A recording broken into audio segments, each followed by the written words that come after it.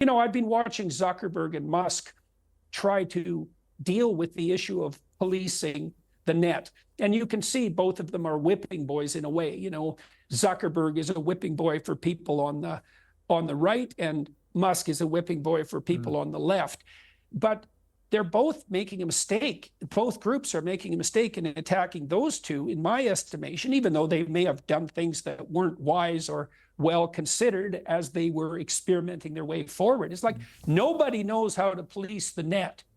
And the idea that you can link together hundreds of millions of people who can now communicate while bearing no responsibility whatsoever for the content of their utterances, the idea that we can do that without a policing mechanism is absurd. Yeah. We've never been able to do that. Now, what the policing method should be, now that's a complicated problem, right? It's just as complicated as the issue of free speech and its limits itself.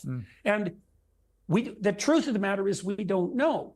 You know, I talked to Lex Friedman on after a podcast I did with him recently about one of the things that I think is pathologizing discourse. You know, I believe that the 3 to 5% of the population who are clinical psychopaths, and that's about what it is, see, they'll weaponize political discourse, left-wing and right-wing, because they don't give a damn about politics. They'll weaponize political discourse to bring attention to themselves. And they can do that online with their anonymous accounts because they can't be held responsible. And so they can gain social reputation in a narcissistic and pathological way while dementing the entire field of discourse to everyone's downfall. A friend of mine has been doing polling on main political issues for the last few months. He's working on a project designed to address the excesses of the victim-victimizer narrative that underlies such phenomena, let's say, as anti-Semitism. And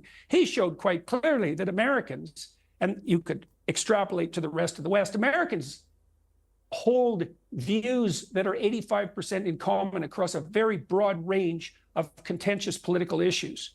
And yet we have the amplification of divisive political discourse that makes everyone believe that there's far more division than there is. And that's all weaponized by a cadre of psychopaths. And you might think, well, you're exaggerating that, Dr. Peterson. It's like, I'm not exaggerating that.